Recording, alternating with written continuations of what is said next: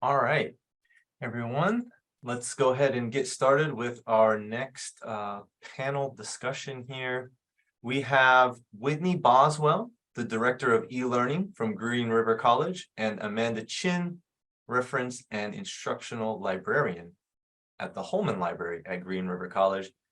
We're excited to hear about what they have done with Pressbooks in their partnership with the library and the eLearning department at Green River College. Whitney and Amanda, are you all ready to go? Yes, we are. Thank you. So I am Whitney Boswell. I'm the Director of eLearning at Green River College. I've been at Green River for about 4 years. And yeah, so I do a lot of the technology and pedagogy around online learning, which is now kind of turned into all learning, really. So our panelists, well, my co-presenter today is Amanda Chin. And I'll let her introduce herself in a second. But then we also have 3 faculty members with us, Lisa Luengo, Georgina Gerritsen, and Rebecca Fiera. And they're lovely. So I'll maybe in that order, Amanda, Lisa, Georgina, and Rebecca. Sure, sounds good. Hi, everyone. I am Amanda. I am a librarian at Green River College. And the way we kind of divide up the labor over there is we have different hats that we wear. So I am the OER lead at the library on top of a couple of other things. So nice to meet you all. Let's see, I think George was next. Hi, my name is Georgina Gerritsen. I go by George. I teach German at Green River College, and I've been there since spring of 2019. And I've also been involved with a lot of accessibility work on campus. So that's also a keen interest for me. Hi, everybody. My name is Lisa Luengo. I'm really happy to be here today. Good morning, good afternoon, or good evening, depending on what time zone you're coming in. I'm the French and Humanities instructor at Green River College, and been at Green River since 2014 as adjunct, and just they can't get rid of me, so I've just been little by little making myself more of a fixture there. Really happy to be here to talk about the journey of OER. It is a journey.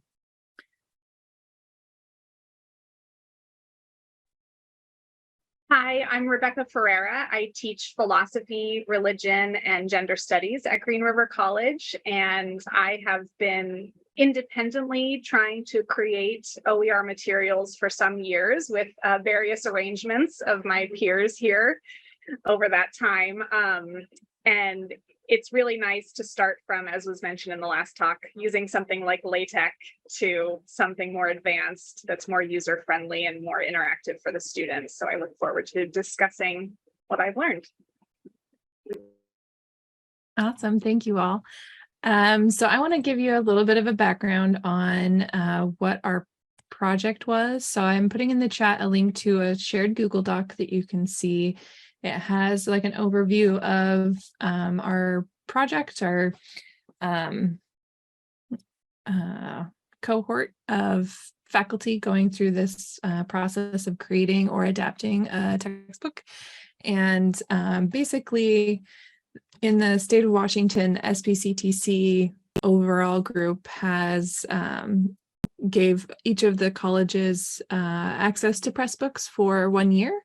And so Amanda and I were like, okay, what might that look like at Green River? Is anyone even thinking about OER? And so we did an initial survey of faculty, and out of 89 faculty, there was a large chunk of faculty who were already using it, who had already created stuff, and then as well as who were interested in doing that. So we're like, okay, it's something we should probably do. So Amanda and I proposed a cohort model for faculty to create or adapt textbooks for OER for Green River through our Faculty Excellence program. And so they take proposals and they kind of give out money based on those proposals, and we were accepted. And so we put out the call for faculty. And so we had initially 12 faculty from 6 divisions, and it's kind of dwindled down to I think 9 faculty in 4 divisions, just from things going on in life. But yeah, so we have a good chunk of faculty. They're working on their projects. We met together regularly during spring quarter of this past spring quarter to do trainings on how to create textbooks, how to use Pressbooks, all things copyright and all of that. And then this summer we are doing kind of more do the work now, and we're here if you need us. And then so we'll check in next week, I believe, for our summer meeting, and then we'll check in the fall before we have to kind of create a report for that faculty excellence grant. And then we're hoping to be able to do this every year, and have it be a regular part of the things we do at Green River. So with that, I will let Amanda take it away on the panel. Yay, awesome. Thanks, Whitney. So what we're going to do is, we know we have a limited amount of time, and you'll see in the Google Doc that we just shared that we have 4 questions that we wanted to kind of talk through as a group. So what we're going to do is, I'm going to facilitate the questions. I'll kind of check in on time. Maybe not all of us panelists will be able to answer every single question, but we'll try to like talk through our different perspectives. And for folks who do have questions, or who would like to kind of talk more about things that they were hearing, please do put stuff in the chat, because hopefully we'll have time at the very end to do like a larger group unpacking, that kind of thing. So we're going to start with our very first question, which was, what has been exciting for you in this work? And what has motivated you to keep going? This work being broad, like the OER work, this whole cohort that we've been doing this year. So what has been exciting, and what has motivated you to keep going? I know a couple people were interested already in starting this off. So who would like to start?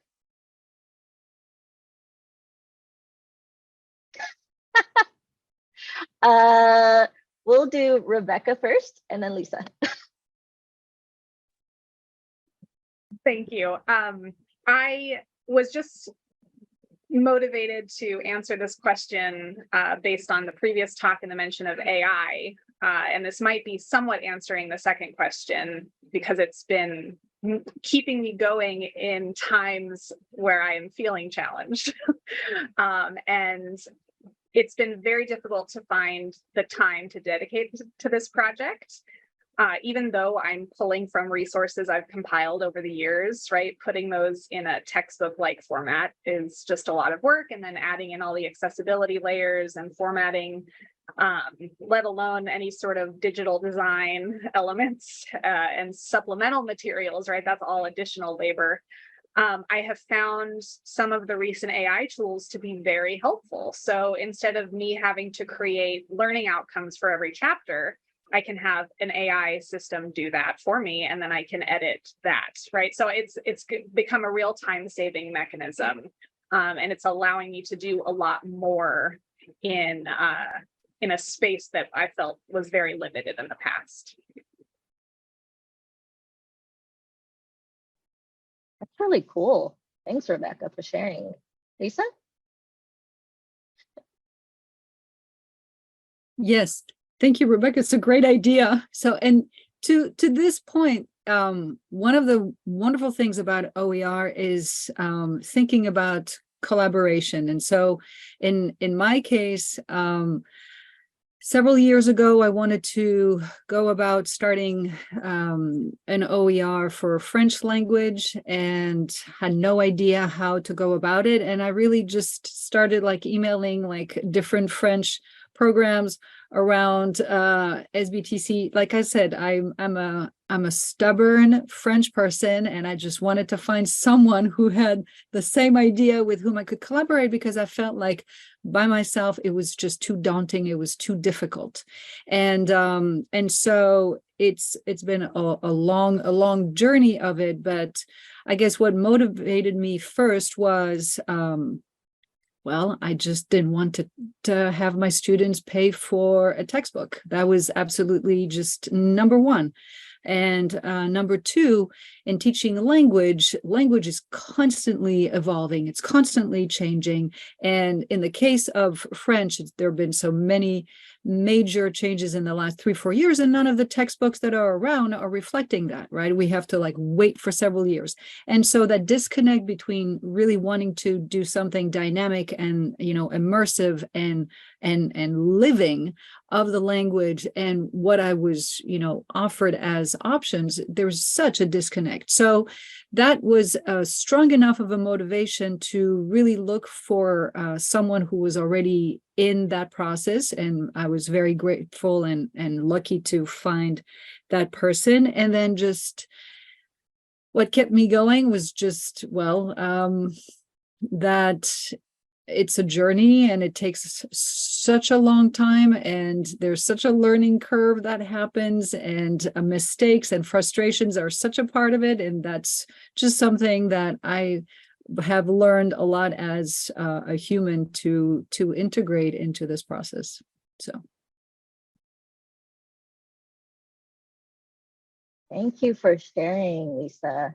I kind of wanted to add a couple of cents, 2 cents of my own. So I am the OER lead at the library, and what that meant in this with this Pressbooks project and with this cohort has been, so Whitney and I first got together, and I had known about Pressbooks for a long time, but as our college had not, I think what has been the most exciting thing for me, if I were to really go to the essential of it, is the momentum in valuing this work and also valuing the funding needed to really be able to equitably do this work. So part of, even though I've been the OER lead ever since I joined Green River 4 years ago, it's been I've had big dreams for spreading OER culture and creation among our college, but things just did not seem to be, it was really hard to get a case made, like what would microgrants look like? What would funding look like? Giving people the time and space to do all of this work. It's a lot. And all of us really want to do this for students, but we also really want to do this with the mind that this is all labor on all of our part. So the exciting part for me has been being able to really do this concrete thing where we were given a subscription for 1 year. But then because of that, we took that opportunity, we got to be able to assess and identify all of these faculty who were already interested in this work, who are already dabbling in it. We got to present that to our executive team. We got to get commitment to subscribe, to continue the subscription to Pressbooks 4 years on out. And we got to advocate for the compensation needed to really do this labor. That's the reason why we did the cohort model is, you know, a lot of people could apply for their own funding or they could do the work on their own, of course. But we really fought for the cohort because we wanted to definitely pay as many faculty as we could to be able to do creation. So that has been exciting. Now, before, I know we could switch to the second question, but I want to open up the floor to either Whitney or George who want to add anything. Anything you'd like to add? Well, if I just want to say that having Whitney and Amanda help with getting the funding, because all of us are very busy instructors. Everyone here is a busy instructor.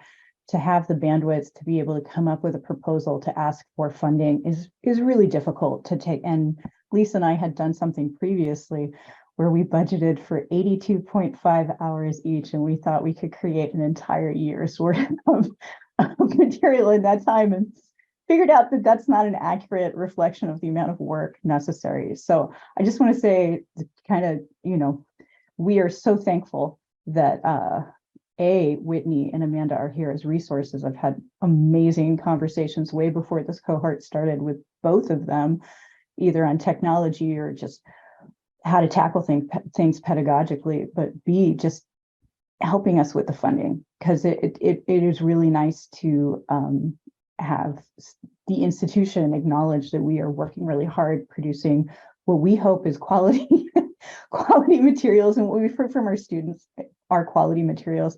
But to have that part facilitated for us frees our brain up to do what is truly necessary for this work, which is the deep think and logical progression of materials. So thank you to you both. We are happy to be here. We're all in this together. Yes, absolutely. Thank you, George. Whitney, did you want to add anything, or should I move on? I think for me, the exciting thing is being able to facilitate faculty to do this, and seeing like the amount of faculty and the excitement in faculty to be able to do it, and being able to facilitate that, and just seeing in the Google Doc I put in, I kind of did a very general cost savings based on the current textbook costs of the faculty who are in the cohort. And that was amazing to kind of see how much we are saving students in, not only money, but also like a lot of times when money is an issue, or even just regular classes, you don't find out what your textbook is until the first day of class. And so if you're needing to buy it and have it shipped or any of that, you're already behind by the time you get it. And so having the OER really gives students that immediacy of like, okay, here's your resources. You don't need to think about it. It's just right here. So I think that's part of what keeps me going. Thanks. Okay, we're going to move on to the second question. And I see a hand. Let's see. Carrie, would you mind if we held off on questions till the very end, or is this something immediate, or putting the question in the chat if that's okay? Oh, the hand went away. So I'm going to move on. Second question, what were some of the biggest challenges you encountered with this project? I know at least one person really wanted to talk about this, a couple people actually. So I know, George, you really wanted to talk about this. Do you want to start? Sure, thanks, Amanda.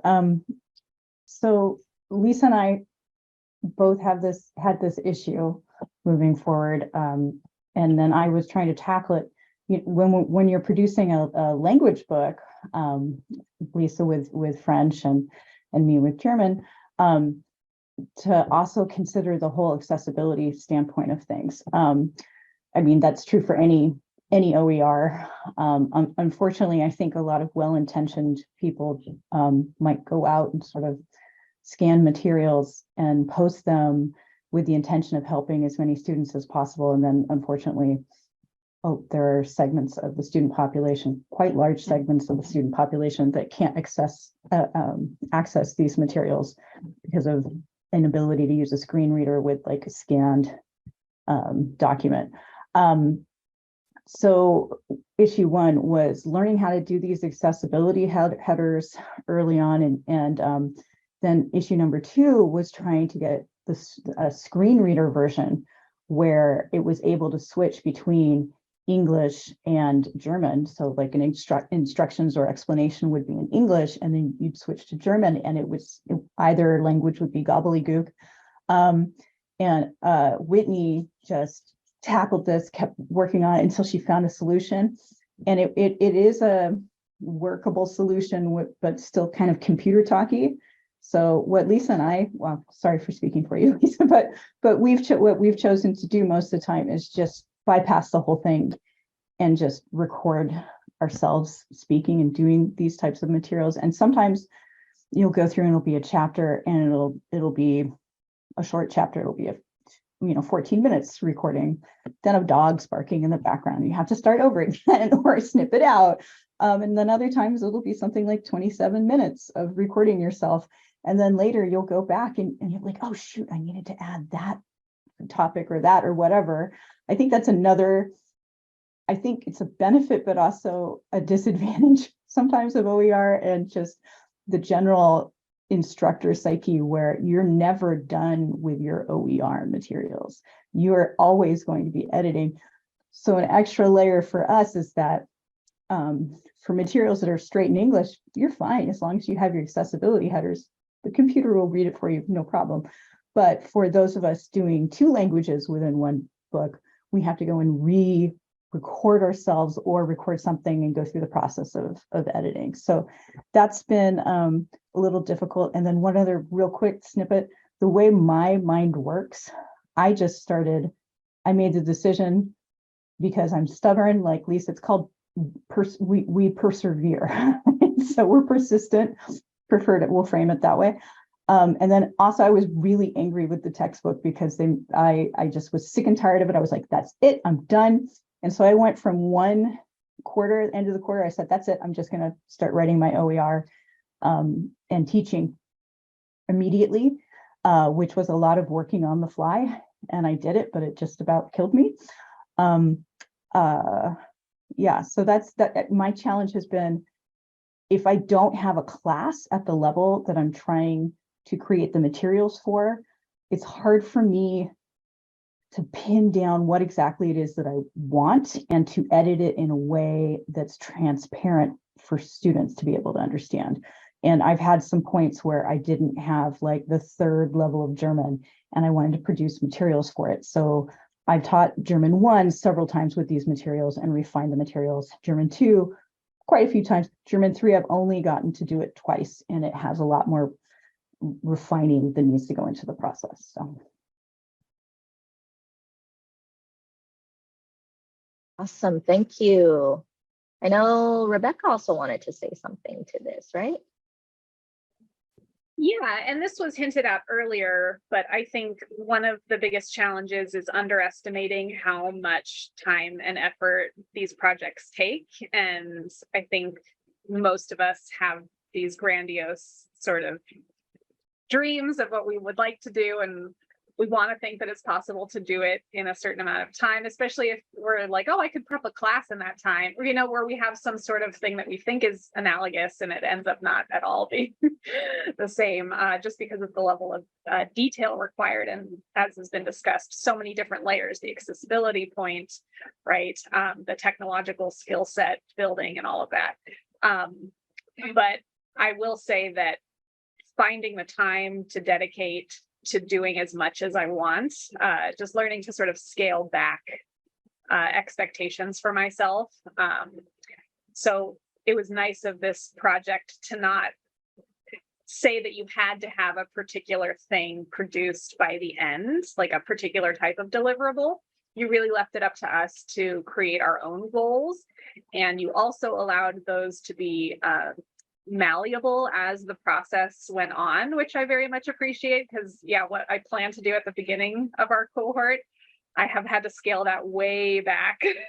And that in my mind was already scaled way back from what I wanted to do. So just continuing to develop a more realistic timeline is the hardest challenge for me. I will kind of piggyback off of that, because I think one of my challenges as an organizer of the cohort and this project has been figuring out what is the right pacing to balance between overwhelm with a group of faculty and creating textbooks who are all coming in with very different experiences and goals, with either creating materials period, and also adding in the OER piece of it, adding in the copyright piece of it, adding in the accessibility piece of it. Everyone is coming from very different levels of understanding and experience. And so one of the hardest parts for me and Whitney too, I think as well, is we spent hours thinking about, okay, what kind of training and support is meaningful for this group? We wanted to do a cohort because we thought people could really learn from each other's experiences, and we saw a lot of similar ideas and struggles. But at the same time, like what was needed for faculty to kind of do their own thing for hours and hours, and then what was what were the moments in which we needed to kind of come in. So we started with a template. There's a link in the Google Doc to a project template that I created. And we started with a very first training that just started with like, what does it look like to vision your project? What does it look like to gather all of the materials that you are possibly wanting to put in your book? And what is necessary for you to think about in terms of copyright from the very beginning, and style and formatting from the very beginning? And how do you start building that plan out iteratively as you're going, and constantly thinking, what is a reasonable goal for myself, knowing that we all want to be perfectionists and we all want to have a perfect book to come out, and know that, you know, sometimes well, we see multiple editions of anything, and that's a total possibility. You can create a thing, put it out there, and keep revising it, right? That's a total thing that you can do. So that was one of the challenges for me, is figuring out that kind of journey and whether that was helpful. I shared the template, and I think it was really overwhelming for a lot of us. So I'm also creating my own book. Super overwhelming to do, but also super necessary. I keep hearing a lot of feedback from faculty who are saying that if they hadn't actually sat down to do that work in visioning, then they probably would have felt more burnt out and overwhelmed halfway through the process. So actually sitting down to like gather all your materials and think through copyright had been really vital for a lot of people. The other challenge I will mention is we know here in the panel, partly this is because all the faculty who were able to come on a Saturday, all of us are from the humanities. Yes, amazing. We have a couple of people. We really wanted a lot of diversity in subjects with this cohort, and we were able to achieve part of that. But I think one of the challenges as well for an organizer is we had a couple of faculty who were really interested and who were more on the technology side, for instance, or who were supporting different trades. And it was difficult. So this is partly my growth area. I need to learn a little bit more about what kind of materials are used in those kind of classes and the copyright. So there was one instance with a faculty member who really wanted to do an OER in support of IBES students who were using a training text kind of handbook already, but the faculty member wanted to make it make their own materials in support of that. And so what do you do when you're using someone else's stuff? How much of it? And I think the copyright stuff really overwhelmed this faculty member. So I need to do a little bit better job in really scaffolding that from the beginning, I think. Yeah. I don't know. What about anyone else? And I know we're coming up onto time, so I can get to number 3 too. So Lisa, Whitney, you good? Do you want to add anything? Okay. I will move on to the third question. Let's see, what was the third question again? Number 3, if you could go back to the start of it all, what advice would you have given your past self? So if you could go back, what advice would you give to your past self? I know Lisa did want to respond to this. Lisa, you want to start? Yes, it's a tough one, right? Because it's opening Pandora's box for me. I mean, I would probably redo just about everything about how I embarked on it, but I didn't know. And so I guess if there was something that I could do differently, I would tell myself to not try to do it all and really focus on one piece. I think everybody here has been talking about that aspect. I think is essential in not getting burnt out or overwhelmed or drowning in this just massive undertaking that creating the OER is. And so I think the flip side of it is that I was lucky. I can't even use that word, but it coincided with the pandemic and everything shutting down, and so I just threw myself in the world of OER because it was really sort of a way for me to not drown in my own, my own anxiety. And I'm always going to do a shout out to Whitney, who saved my sanity and teaching when we moved from, I'm a language instructor. So for me being even this right now, is weird. It's always going to be weird, right? So I mean, just being able to like move me and move everything that I had thought about into this format was just, I mean, to the rest of my life, Whitney, I'm going to be just completely grateful to you. But in terms of the OER, it became such a massive thing for me. And if I could go back, I would use some of the time to do my research, to wait, to look at what other people had done. And again, I was, really lucky to be working with George and working with my colleague out of Spokane Community College, but do even more of that.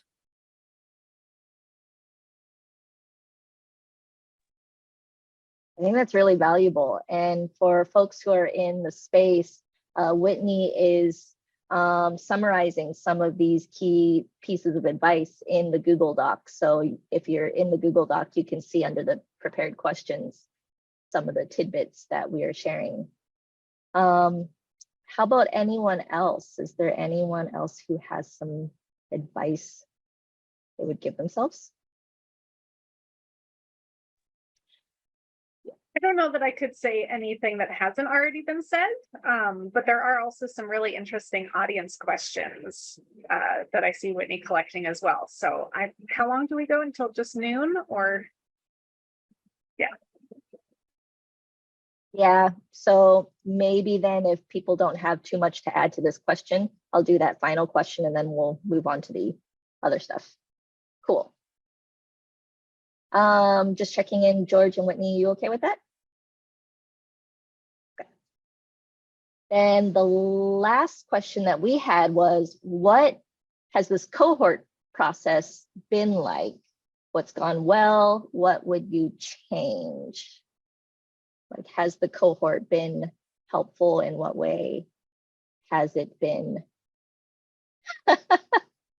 What has been the challenge? Oh, Rebecca, good to have accountability. You want to share a couple of thoughts about that? I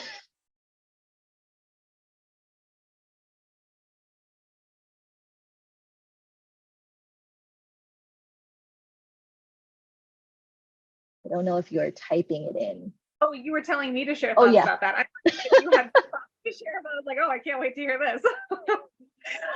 No, I need a deadline. It's just a personal motivation for me to do. I need something to kind of keep track of. And so even just our check-ins, it's not like there was anything super high stakes about that accountability, but that structure just helped me stay on task, along with the template that you shared. So I'm glad to hear that. Anything else? Yeah, for me, it's H5Ps, the creation of all of the, again, just look at that. I'm using that terminology. I'm feeling really good about myself right now. But just knowing that the cohort is there, that there's a brain trust, that I can ask questions, that even if I can't formulate the question, you'll know what I'm trying to ask. That is so incredibly valuable because I don't have that language. I still don't. And so really wanting to make sure that I'm addressing all of the things I have in my head, you're able to make that a reality and also simplify it, right? Say, okay, you can just do it this way or that way. The cohort is invaluable. It's my brain trust. That's true. That was one of the beautiful outcomes. In our last check-in, we had just spent as a group playing around with all the different H5P activities and checking which ones were really accessible and figuring out how to do them and how they looked in Pressbooks. And then Whitney developed a training after that as a follow-up to go into a deeper dive. I think that was a really beautiful outcome of the cohort experience. George, I see you unmuted. Yeah, this is something that I just want to say again. I kind of talked about it a little bit earlier, how Amanda and Whitney have been just great, because us as instructors, we also have different learner styles. And I have dyslexia and I can't dual process. So try and create this while there's talking or music in the background or whatever. And so I just have to like step out. I just can't do that. And Whitney's been amazing just meeting with me one-on-one. So that's been really helpful. And yeah, it's just been having the cohort. Like I said, I kind of feel like this cohort started ages ago. Lisa and you know, James Pyle is not here. He's been incredibly helpful in eLearning, and Whitney and Amanda. It's just been, even just Lisa and I, when we've been talking about, we really kind of didn't really want to create a textbook, although Lisa's is definitely at a textbook level at this point. We wanted to kind of make it less intimidating for ourselves and call it a reader. And then also with the whole goal, we've had so many textbooks over the years, especially in language, it's really apparent when they get outdated. And then publishers get so lazy, they'll recycle the same pictures and the same listing, community. I found stuff in the textbook, in textbooks that are available now, that were in textbooks in 1996 when I was in college. And it's the exact same image and it's unacceptable. We really like having sort of this framework and then pulling from different resources continually. And it's not even our resources, it's like other OER YouTube videos or whatever that different organizations around the world have created for teachers to use for free. And they're brand new. And that really keeps it alive and exciting and evolving, just like knowledge and languages do. And having people in our cohort to come up with these ideas and just make this whole process less scary. Yeah. But Rebecca, my accountability was just when I started, I'm like, oh shoot, I have to have something for tomorrow. So that's why I need that class. So that's my accountability. That reminds me, another interesting aha moment for me as an organizer was the discussions we've had on, we say textbook, but framing it in different ways when we are in a group talking about like, oh, you could do like a reader instead, or what would it look like as a workbook or as a supplementary material to a thing or as a handbook. And all that framing has really made a big difference in people with figuring out what kind of goals they want to accomplish by a certain time. So yeah, I think that's really cool. Any last comments before I switch back to Whitney for audience discussion? All right, Whitney, I'll leave it to you. Yeah, I can't remember your name, but maybe Carrie, you had your hand up if you want to. Yeah. Yeah, no, I was just what Lisa was saying about students not getting their books and stuff. Over at Clover Park, we have a lot of VA students, and they don't get their books, 2-3 weeks into the quarter. So like she said, they're already behind. So that's why I'm doing the OER. And a shout out to the TLC because they're helping me so much. And it is a lot of time. I mean, we've been 9 months and, you know, you want it to happen overnight, but it's not going to happen. It could take a long, long time. So I was just piggybacking on Lisa, what she was saying about students, and they're behind, you know, even after the first week. So it's overwhelming for everybody and low cost and for everybody. So that's where I was going with that. Thank you. Yeah, absolutely.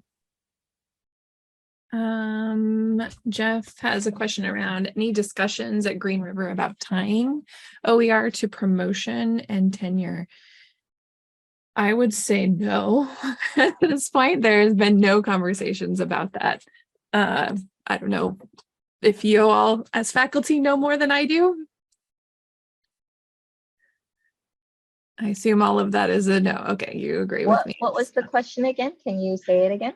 Yeah. Are there discussions at Green River about tying OER to promotion and tenure? Yeah. Yeah, I think the one thing. Oh, sorry. Go ahead. Yeah. So Jeff mentioned just thinking about compensation for time. Yeah. So part of this cohort project that we proposed to the Faculty Excellence Grant is they actually gave us a grant. And so faculty are either doing 100 hours or 50 hours based on their project goals and being paid out at the rate, the hourly rate that's in our CBA. Yeah, I think that's a deeper issue related to our tenure process at Green River too, because up until very recently, the process was pretty much entirely focused on teaching and did not include like service component as much or other kinds of work. So as a librarian, when I was going through the tenure process, that was one of the bigger challenges because I do a lot of teaching and I love teaching and I want to grow in that, but also there was so much I was doing that wasn't really captured in the tenure process and there wasn't really a space for it. So that's kind of a deeper issue. I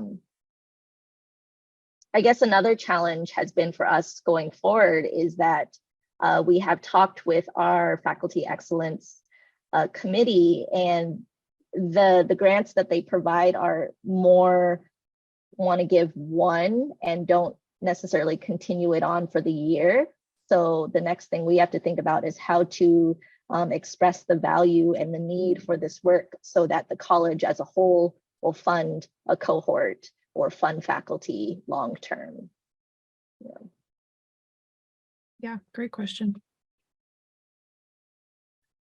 So there actually weren't any other audience questions. I was, as you all were talking, thinking about questions I might ask or whatnot. So was there a particular one, Rebecca, that you wanted to answer or you were interested in other panelists answering? I mean, I can say more about the AI, the first one. So basically most of the supplemental content, which I have found that I saved till the end. So I'll generate the kind of core content of the textbook chapter and then go back and, you know, do the formatting and accessibility check, add in the sort of introductory components, right? Like a summary of the chapter, what the learning objectives, right? All of those things you do at the end. There's a really great add-on to Google Docs called Help Me Write. And you can just, it can work on an entire document. You can highlight a portion of it, and then you just give the AI a command. So you can say, summarize this. You can have it create learning outcomes. You can have it create questions.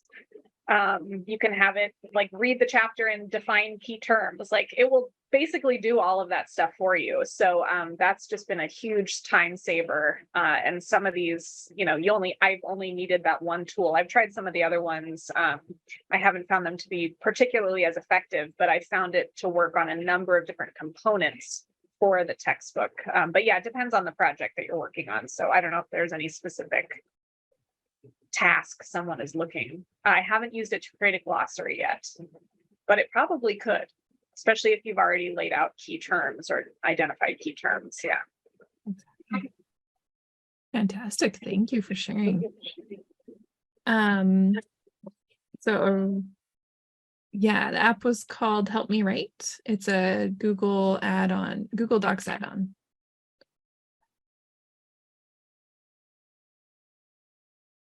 And we are actually at time, I believe, and don't really want to take more of your time, but thank you all for having us. Feel free to reach out to Pressbooks at greenriver.edu if you have questions or want to chat. Happy to answer questions. Maybe we can get a round of reactions. That was excellent. I really appreciate you all taking the time to share your experiences. And this document is really great. So I think as we move forward with OER at CPTC, we will at the TLC definitely take a look at this and kind of use it as a reference, and all of the resources that you gave are great. So thank you all for coming in to talk with us today. All right, so it is 12 o'clock on the West Coast. Time to get some food, time to take a break.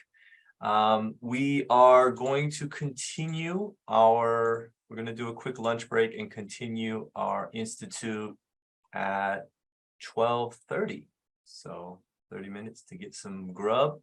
After the break, we will be having a presentation by Delmar Larson to talk about LibreTech.